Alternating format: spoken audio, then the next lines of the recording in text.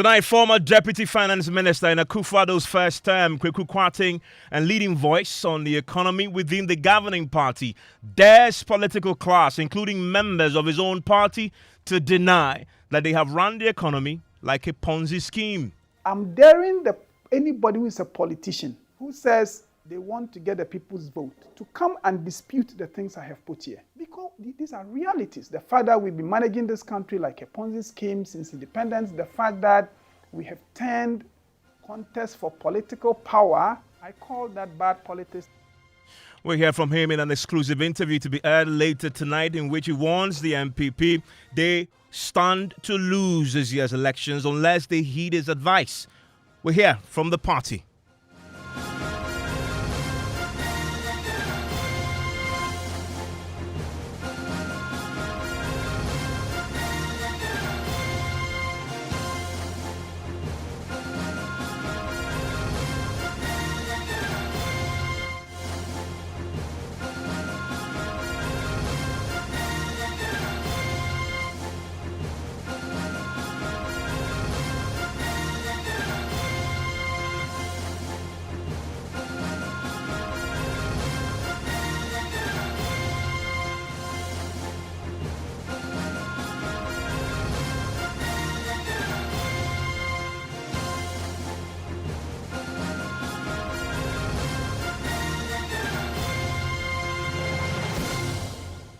And Top Story is always brought to you by Telecel, connecting energies, holy insecticide spray and coil. Enjoy a holy sleep.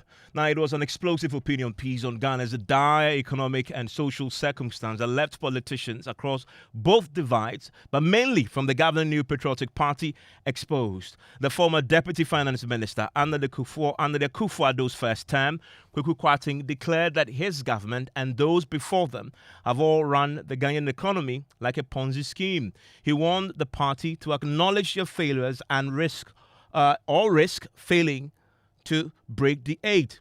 I have been speaking to him in an exclusive interview to be aired later tonight, in which he dares the political class, including members of his own political party, to deny that they have indeed run the economy like a Ponzi scheme. Let me make this point. So what? So, given the way people are talking and on our campaign platforms, it does not look like it comes close to this. So give up and go and sleep. I can't do that. We push this debate. Are you disappointed in the way your party have run its campaign so far? I'm disappointed in the way the political class has managed this country since independence.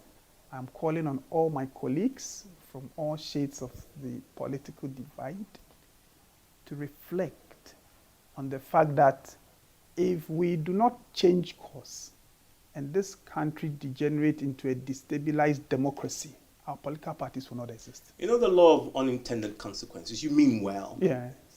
But you also admit that what you've altered, considering your standing in the party, is ammunition with 4 months to go to your opponents to use against your party, considering that you were once a former deputy finance minister, a chair of the finance committee. You say economies have been run like a Ponzi scheme. You've talked about the fact that failures have been made, sacrifices, and to now. You admit that the law of unintended consequences exactly places you really in the crosshairs of your own, but also favorably in the eyes of your opponents who will use your words against your party. I disagree, and let me explain. Let the NPP go out to say, as politicians, we think we have been managing this country wrongly since independence. We think what the people are calling for is legitimate. Accordingly, this is our response to what people feel about us, politicians. We are doing this, we are doing this, we are doing this. And let the opposing political parties come to say, no, politicians, we've done very well. And let's see who Ghanaians will believe.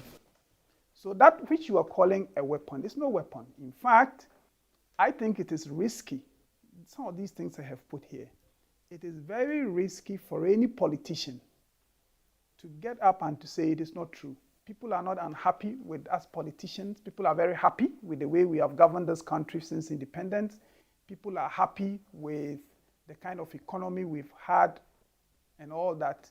Let's see, I would like to debate anybody from the opposition who says these ones is an indictment on us, but as for them, they don't agree. And let's see whose side the Ghanaian will take. Maybe you should start with yourself. If another politician comes and says the things Kwarteng put out, rubbish, we don't agree. As for us, NDC or CPP or whatever, we think the politicians have been acting right and therefore vote for us. And let's see who gets the support of the people. You were a former deputy minister, but you lost your job after 2021. Yeah. Are you bitter, and that's why you are decided to go public now with these? No, but if I was going to be bitter, I would have been bitter 3 years and a half ago. So the question is, why now? Because when it hurts the most, with just 4 months on election. Well, no, I'm just making the point that I have no reason to be hurt, and I have made the point again that I am contributing to a message I think we should carry to the election. I could not have said 3 years and a half ago that when we get to 2024, I think we should be communicating these messages. So why now? That is the point. But look, I don't have any reason to be bitter. I came to Parliament in 2012 and I was put in what many consider to be the prestigious Finance Committee. The following 4 years, we had power. I was put in the Ministry of Finance as a Deputy Minister for Finance. Look, in 2021, when Parliament became depleted of all the finance guys, and you can count, all the finance guys either lost their primaries or the main election, the leaders of my party and government said to me that, Kwaku, you need to go and support government's work in Parliament. And then I came here. After 3 years, I was invited again to see, look, we need you to go and support the Ministry of Finance again, this time in even a superior capacity. And I said, look, there are some things we are doing in Parliament to support the same government, so please let me remain here. So you were given the appointment? I was given the appointment. As a Deputy Finance Minister? No, as a Minister of State at the Ministry of Finance. And that's an elevation? That was an elevation. But it wasn't the point. Even if it was deputy, so long as you're there to contribute to the work, it would have been fine. But the reason I declined was that I wanted to concentrate on the support we're giving government from Parliament. And that is why I turned it down. Now, why then would you be bitter about what? If I felt that strongly about being removed from the ministry, as soon as it was suggested to me, I would have grabbed it. I said no.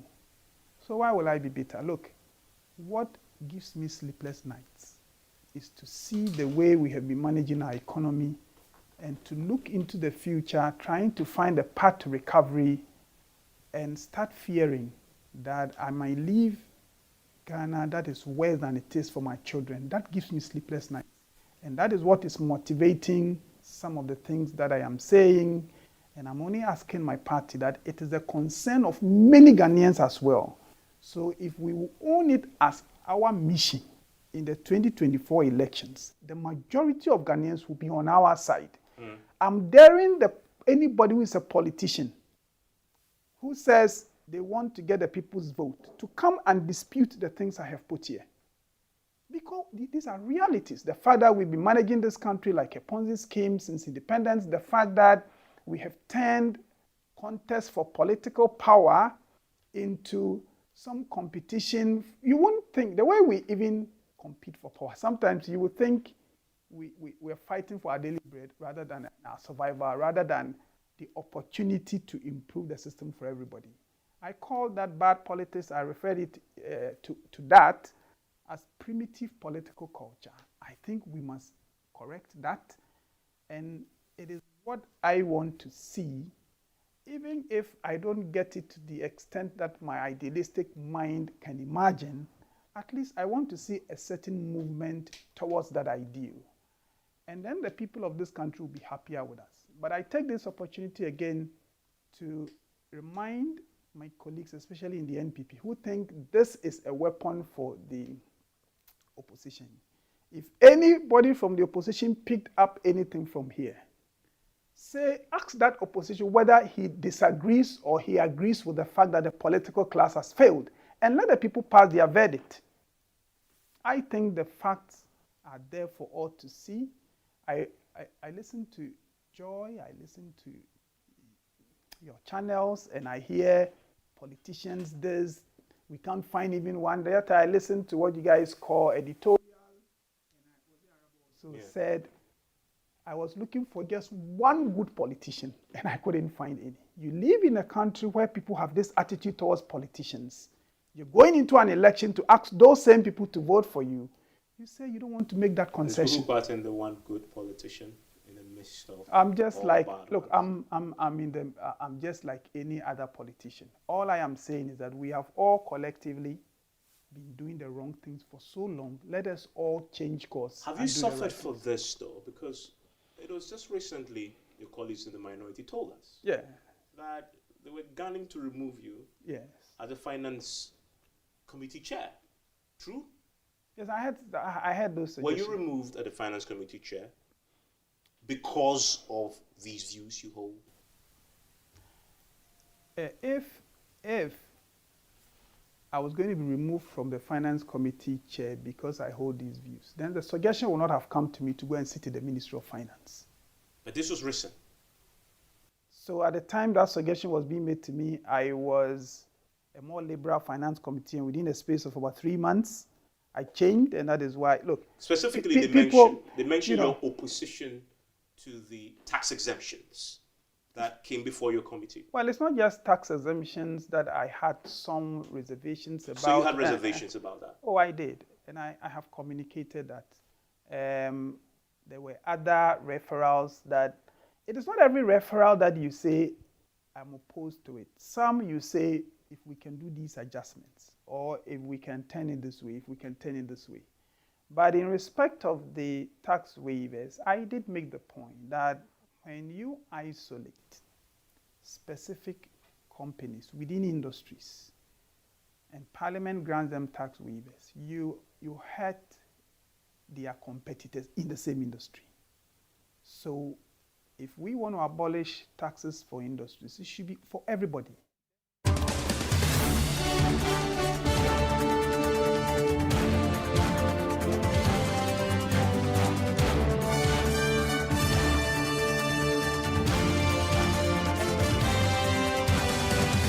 And by the way, the full interview is on PM Express later tonight. It's from 9 p.m. Also across our many social media platforms. You can see the story is already up on myjoyonline.com on this particular subject. And you want to hear him talk about what this means for the party going into the December 7 elections, but also how come he altered this and where did this originate from? What are his motivations? And he talks in some great detail how this was something that was crafted as part of a party internal review, and somebody shared it and he decided to own up to it. You want to join us at 9 p.m. and hear all the details for yourself. But joining me right now, weighing on this very explosive piece and what we've just had there is Sami Jemfi is the NDC National Communications Officer. From the NPP, Haruna Mohammed is the Deputy General Secretary. Also joining me is Professor Godfred Bokwing as an economist and Professor of Finance at the University of Ghana Business School. Haruna Mohammed, let me start with you. Do you concede from what we heard there from your former Deputy Finance Minister, somebody the President actually thought in his second term to give him another position, elevate him to the position of Minister of State of the Finance Ministry? He says that you, together with other governments before you, have run the economy like a Ponzi scheme. But very specifically, on the subject of the current economic crisis, his verdict is that it is not only because of Ukraine and the pandemic. Quote, it is also because of bad politics and economic mismanagement. You agree? I don't think what you have just read is a true representation of what he meant. He said the problems are a cumulative effect of many decades of problems spanning different governments. That is as a result of bad politics and economic mismanagement. So many decades is a very key word. He was not specific on the NPP government.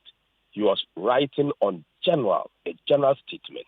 And when it came to the current crisis, what he's talked about, he related it to the cycle of change relative to or the 8-year periods that people or Ghanaian citizens have always come to stay with. And also touching on the breaking of the aid.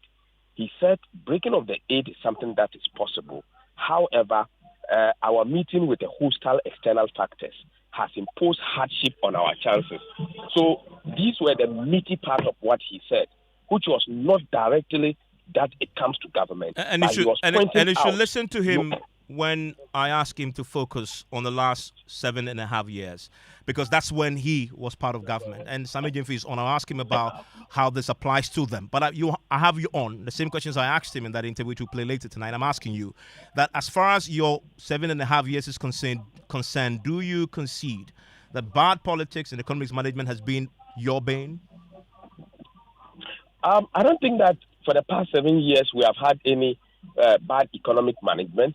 He himself in his piece has admitted with regards to the external factors that has affected. And if you check the performance of this government from 2017 to 2020, before the global crisis, you would see that the economy of this country was growing up to 8-point-something%. And then you check all the indicators, they were in form. And as at now that we stand, if you check the recovery of the economy as at first quarter of this particular year, you will see that the economy had grown about 4.7%. The indicators are very clear. Inflation is coming down. Interest rates are coming down. The economy is turning the corner and things are beginning to change. So it is very clear that this government has managed the economy very well to a period that there was economic crisis. Even in the world, countries were recording negatives of growth. Kwaku Kwarteng disagrees. And yes, he talks about all governments, including yours. And he says, as far as the economy is concerned, you've all run it like a Ponzi scheme. You see, where he mentioned the Ponzi scheme, it is relative to how interest rate, how we lend, how we borrow, how we pay back, and how we cut parts of these particular loans that we borrow to pay off and use others to. And this was relative to the governance of all the political parties within the history, including. He was very clear. He was very clear. Yes, that's true. Clear. But and it's including your party, because you are in government now, 7.5 years. About the particular government.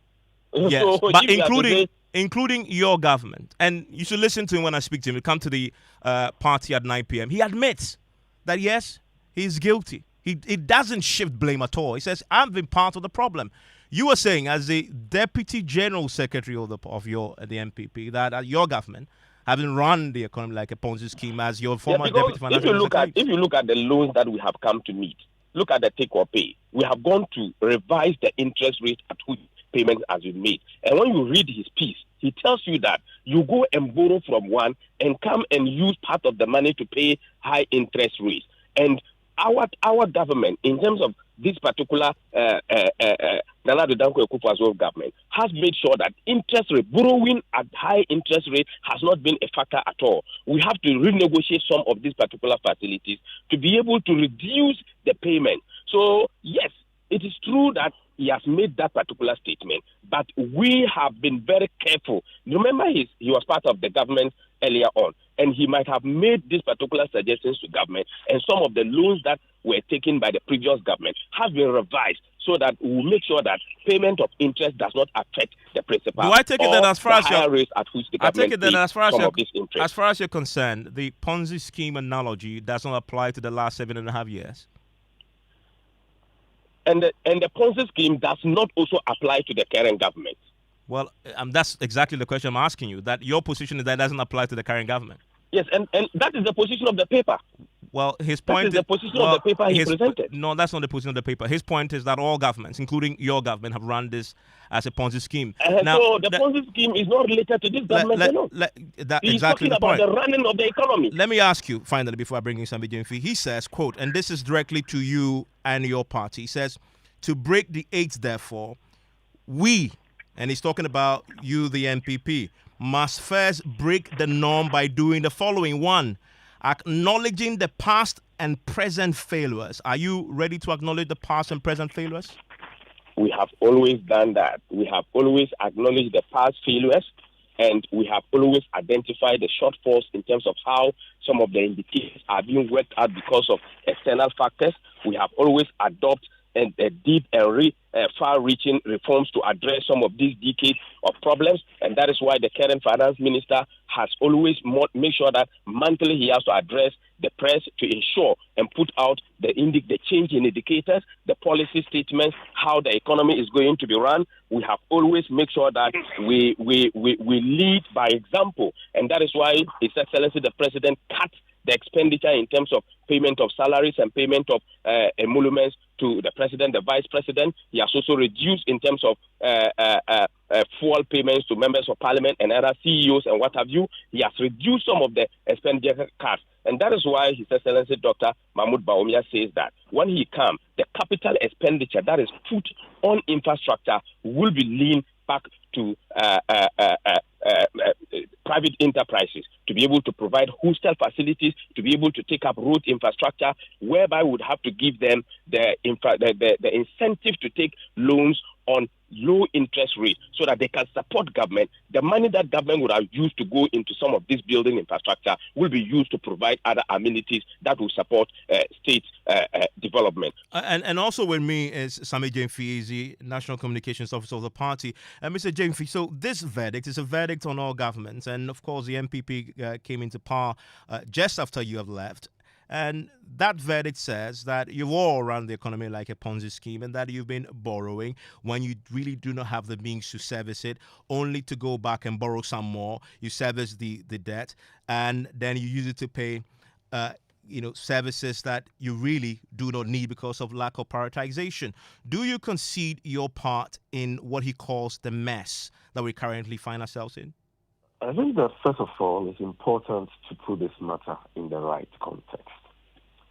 You see, in principle, every government, and for that matter, every country, must live within its means.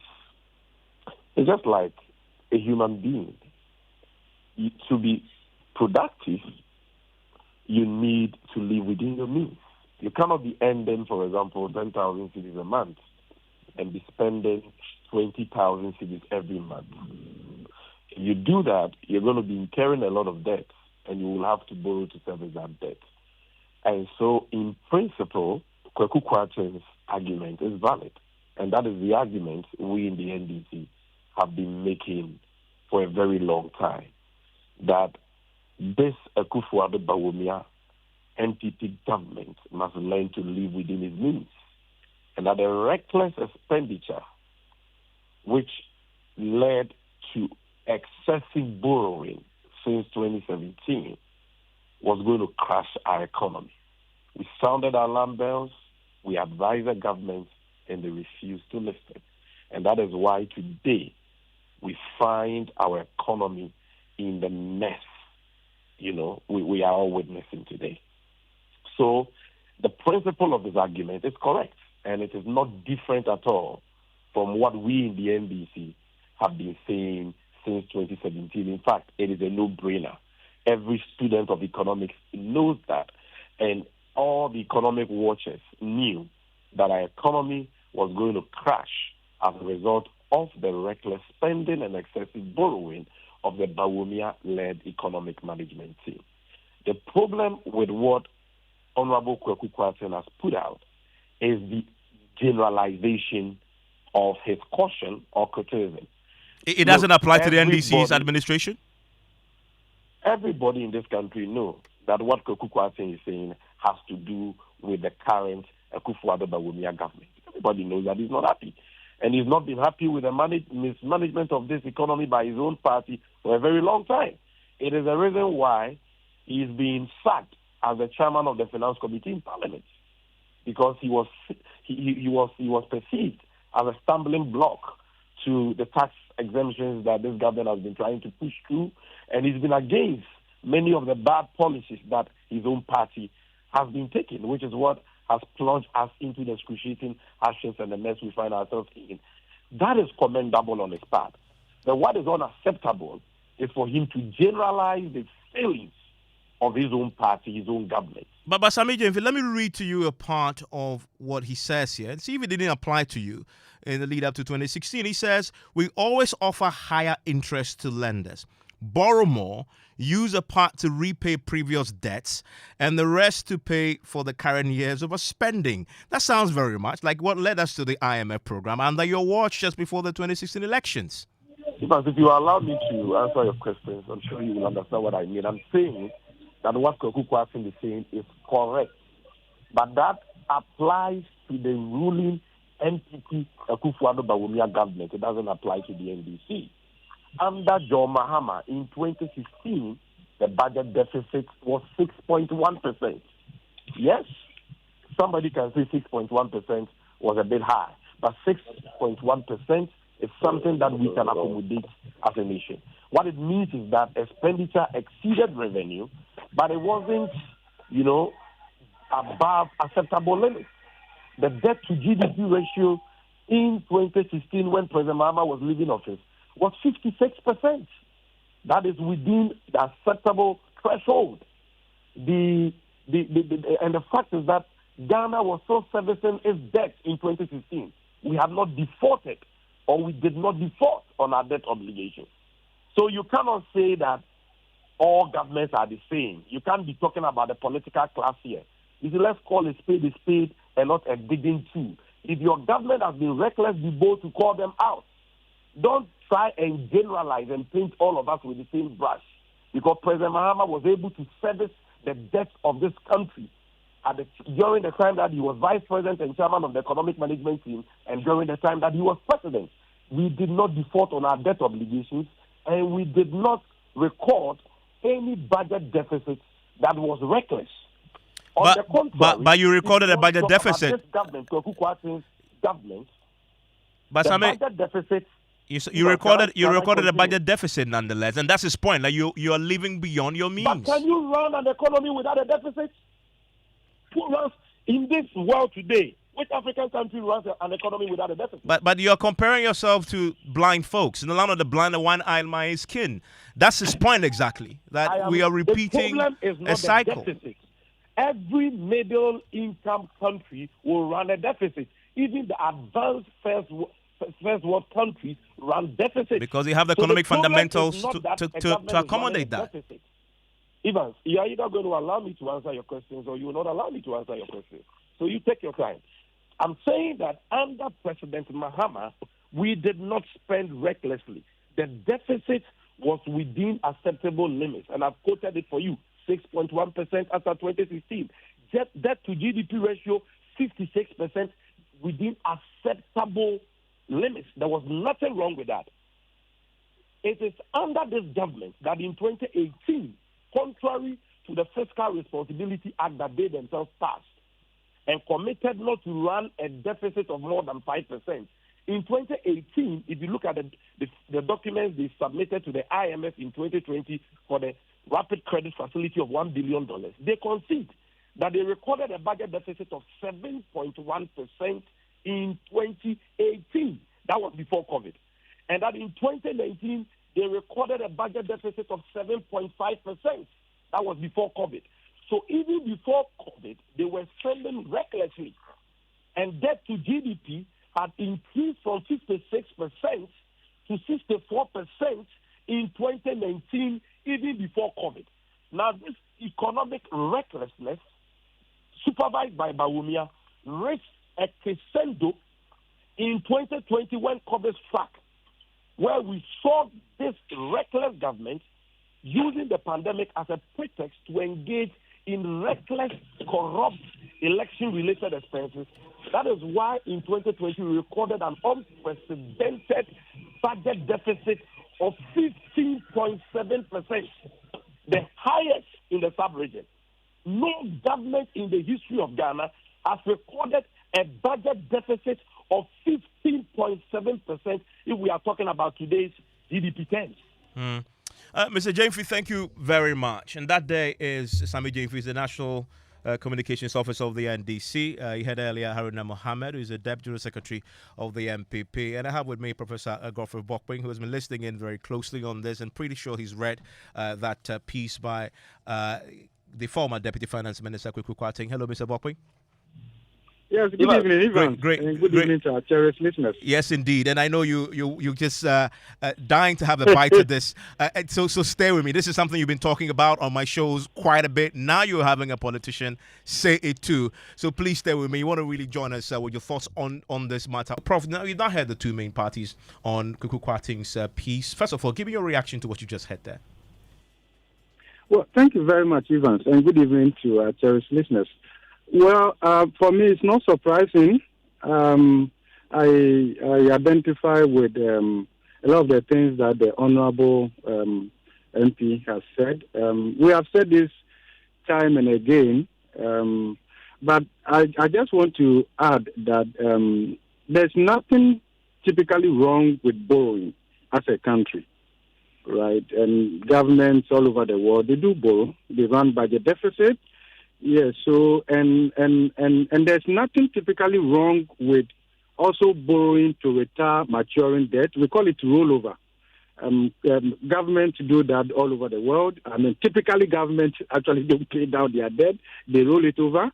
Sometimes they run into rollover risk where they take more expensive debt to retire maturing debt. I think that's where Honorable Kwaku Kwarteng was coming from, and I think that is characteristic of all the regimes that we have seen. Except that you see a little bit of, in terms of magnitude, this government has taken it to a different level, a higher level. But there is no government under the Fourth Republic that can say is holy. It's without any offense in this particular. There is none holy. No, not one. Look, Evans, let me give you some data so that perhaps it will help the two main political parties, how they approach the election and also whoever wins, how they form the next government. In 2012, Ghana's fiscal deficit was more than 12%. 2012. The current account deficit was also double digit. Evans, what took Ghana to the 16th IMF-supported program that kicked in from April 3rd, 2015 to April 2019 has to do with these twin deficits. It's back to that. In fact, Ghana officially entered the high-risk debt distress category in 2014. Ghana made a call to the IMF, I think on August 6, 2014, for the program that kicked in April 3rd, debt issues, fiscal deficit. And let me tell you something. Ghana could not recover from the election excesses of 2012. Check the records. It was also as a result of the election excesses of 2012, together with the current account deficit, this twin deficit, with some external development, and coupled with the intensity of the energy crisis from 2012 to 2015, that resulted in the government making the distress call to the IMF on August 6, 2014. Evans, when we exited the IMF-supported program in April 2019, Ghana did not exit the zone of high-risk debt distress country, and the NPP government from the latter part of 2019 only made it worse by eventually confirming the country in a debt distress category. So you agree? So you agree then that we've run the economy like a Ponzi scheme, as he put it? I mean, it's as simple as that, except that it's more typical to see that in a private sector setting. But Evans, this is how we have lived our lives. It got to a point, in fact, in terms of the marginality, you will see it more under the current administration. And that I think that is where Kwaku Kwarteng is coming from. Look, every serious person in the NPP should be humble enough to say to Ghanaians, we are sorry, because they are capable. In fact, look, they represented the hope of Ghana's democracy from 2016. For God's sake. That is the point that we are making. Well, Kwaku Kwarteng actually makes that same point, that they should acknowledge the past and present failures. Precisely. Look, the resources that this current government presided over, in terms of tax revenue from oil, together with the level of borrowing, Evans, this government should tell Ghanaians we are sorry. And very quickly, how much difference does it make that this is coming from a former deputy finance minister, somebody that in the last 3 years, after the first term, the second term of Akufo Addo, he was actually offered Minister of State of the Finance Ministry? How much of a difference does it make, the fact that it comes from him? Well, my considered view is that this has come a little late, but better late than never. I believe that in all our lives, there are developments that causes us to probably to change course and all of that. I think we should look at the positive side of what he has said rather than looking at probably what has happened and all of that. And then also let's subject what he has said within the reality and see what we can pick from that. Because whether we like it or not, there are quite a number of things that he has spoken about that I don't think that any serious person in this country can disagree. And I'm grateful. I'm grateful, Prof. Thank you very much for joining us on this. And I want to hear from you. You've read that article. I've seen it trend over the weekend, 055-111-1997. And this, by the way, is full interviews on PM Express later tonight. Is from 9 to 10 p.m. And it's going to be across our many social media platforms also. And you've been asking him if he's a bitter man, and he says he's not. No, he says he's not. He says he was offered a Minister of State position and he turned it down in the second term. And so how can he be bitter? I bet you asked him if the NPP will be able to break the 8. If he's confident they will be able to do so. Don't give me the answer. And that he provided an answer too. You want to join us at 9 for that? Yeah, and that will be also available on all our social media platforms.